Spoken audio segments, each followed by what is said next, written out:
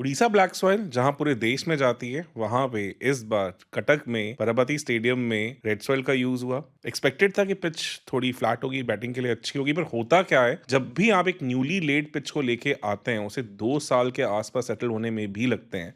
और क्लियरली वही दिखा कि रेड सॉइल यूज तो वही है, बट वो वहां का नेचुरल क्लाइमेट के हिसाब से नहीं है, और प्लस पिच को शायद उतना सेटल होने का टाइम भी नहीं मिला। उसके चलते पिच कुछ वैसी सी थी जैसे हमने चिन्ना स्वामी में देखी है, जब बारिश के बाद वहां होता है, बॉल फंसती है, रुक के आती है, उस हिसाब से क्लियरली बॉल बैट पे नहीं आती। उसी के चलते शुभमन गिल भी डाउन द ग्राउंड मारने के गए और कैच आउट हुए। सेम स्काई के साथ भी हमने स्काई का ये डिसमिसल अब बहुत रेगुलरली देख लिया है, मैटर ऑफ कंसर्न, क्योंकि as a captain last 19 innings में कुछ ज्यादा कुछ आया नहीं। 120 की स्ट्राइक रेट और 13 के आसपास की एवरेज रिजल्ट्स आए हैं, तो उनका बल्ला बिल्कुल शांत रहा है। तो अब क्वेश्चन मार्क्स उठने शुरू होंगे।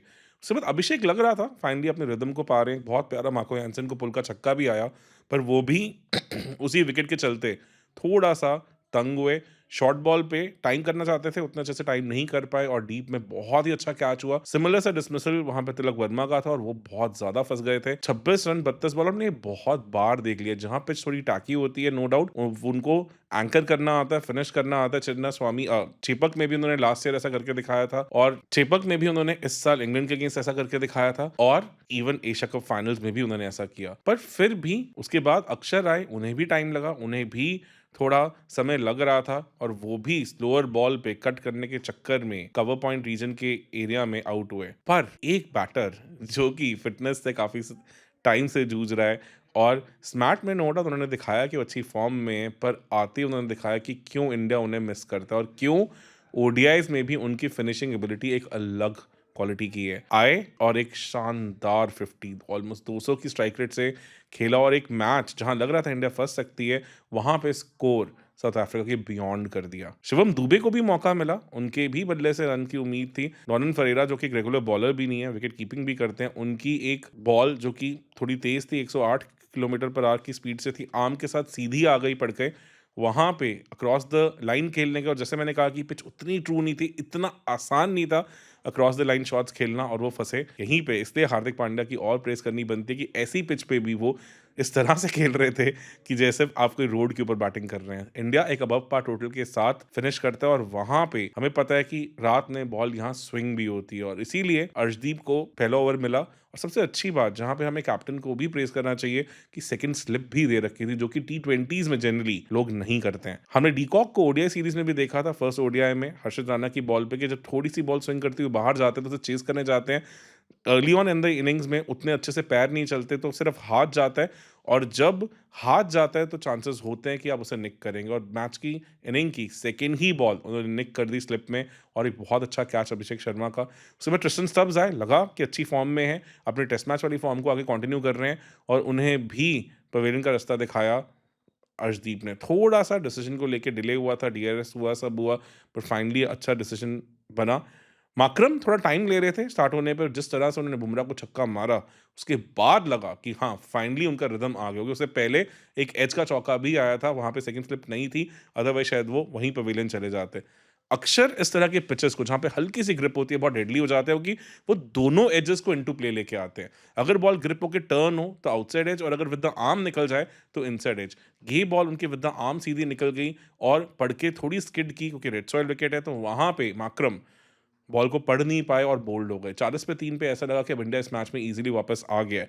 मिलर जो काफी टाइम के बाद कमबैक कर रहे थे, इंजरी से भी जूझते रहे हैं, उन्हें भी हार्दिक पांड्या ने पवेलियन का रास्ता दिखाया अपने पहली ओवर में, और उसके बाद ऐसा लगा कि फ्लड गेट्स ओपन हो गए। डॉनिन फरेरा, काफी बात होती है इनकी, पर एक डिस्कशन है जो मैंने इवन इरफान पठान के एक वीडियो में भी सुना था, कि स्पिन के उतने अच्छे प्लेयर नहीं है, पेस के one of the hardest hitters in cricket है। वहीं पे वरुण चक्रवर्ती की बॉल पे फंसे, विद द आर्म उनकी बॉल कई बार पड़ के थोड़ी तेज निकलती है, और उसी पे जब कट मारने गए तो वहां फंसे, और एक रिलेटिवली इजी कैच कीपर को दे दिया।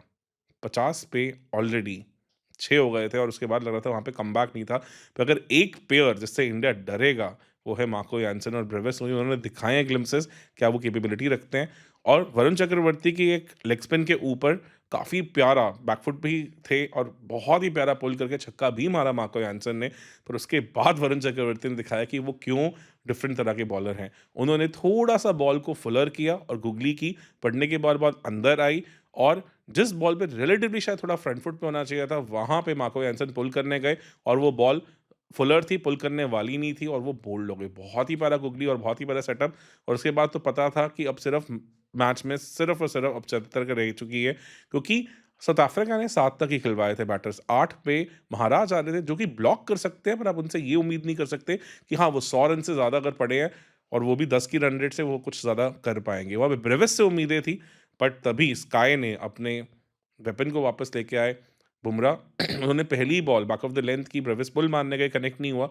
दूसरी बॉल को एक बहुत अच्छा-सा एक वहाँ पे एनालिसिस था, नो डाउट उसको लेके कंट्रोवर्सी भी हुई क्योंकि नो बॉल थी शायद और नहीं दी गई।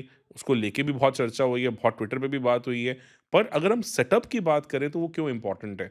ब्रेविस अगर हम सबको पता हो तो एमआई के लिए खेले हैं, तो बुमराह ने उन्हें काफ़ी बॉल की है। तो एक चीज़ ब्रेविस की बैटिंग में हमने ओडीआईज़ में भी डिस्कस किया था कि वो बहुत लेग साइडिश खेलते हैं।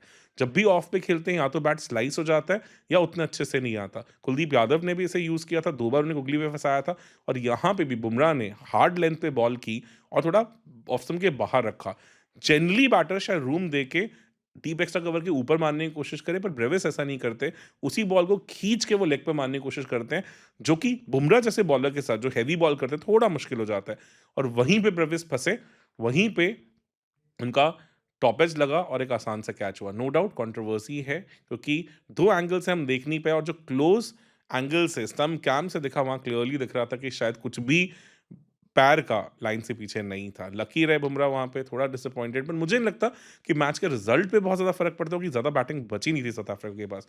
उसके बाद अक्षर आए, उन्होंने बहुत प्यारा सेटअप किया। बुमराह ने उस ओवर में ऑलरेडी एक शॉर्ट बॉल पे भी विकेट ली और टेल कुछ ज़्यादा रेजिस्टेंस दिखा नहीं सकती थी। 100 से ज़्यादा रनों से साउथ अफ्रीका हार गई और शायद कह सकते हैं कि 2015 का इसी स्टेडियम का बदला इंडियन टीम ने पूरा किया, क्योंकि इसी स्टेडियम पे 100 से कम पे इंडिया ऑल आउट हो गई थी और पूरा स्टेडियम उमड़ गया था। वहाँ पे लोगों ने काफ़ी ज़्यादा उस मैच का विरोध किया था, काफ़ी हुड़दंग मचाया था, जिसके चलते मैच को बीच में रोक दिया भी गया था। उसी का रिपीट हुआ, पर इस बार जो टीम 100 से कम ऑल आउट हुई, वो इंडिया नहीं, साउथ अफ्रीका थी। टेस्ट क्रिकेट के उस ग्रोवल के बाद समहाउ लग रहा है कि साउथ अफ्रीका के ऊपर वो वर्ड्स भारी पड़ रहे हैं, क्योंकि ओडीआई सीरीज भी हारे, नो डाउट सेकंड ओडीआई में एक कमबैक था, पर वो मैच भी इंडिया निकाल सकता था और जिस तरह से टी20 में शुरुआत हुई है, अब लग रहा है कि शायद ग्रोवल कोई और कर रहा है। यही चीज़ें होती हैं, हमने ये हिस्ट्री में भी देखा है कि जो अच्छे कोचेज़ होते हैं, अच्छे स्टेट्समैन होते हैं, वो इस तरह की ओजी बात नहीं करते, इस तरह के वर्ड्स जो कि हिस्टोरिकली बहुत नेगेटिव इमेज रखते हैं, वो यूज़ नहीं करते। उम्मीद है कि साउथ अफ्रीका के जो कोच हैं, उन्हें इस चीज़ का रिग्रेट होगा और आगे चल के हम उनसे और बड़ी अपॉलॉजी भी शायद सुनें। पर अभी के लिए कहीं न कहीं लगता है कि इसने इंडियन टीम को गैल्वेनाइज़ कर दिया, क्योंकि जो टीम इतनी बिखरी हुई सी लग रही थी टेस्ट क्रिकेट के बाद, वहाँ व्हाइट बॉल में एटलीस्ट थोड़ी से कमबैक करते हुए दिख रहे होंगे। ये पिच भी कोई इतनी आसान पिच नहीं थी और ये एक टेम्पलेट भी देता है कि हम कुछ हद तक इसी तरह के पिचेस वर्ल्ड कप में भी देखेंगे इंडिया में, जहाँ पे बॉल थोड़ी फँसेगी, उतनी ट्रूली शायद बैट पे नहीं आएगी।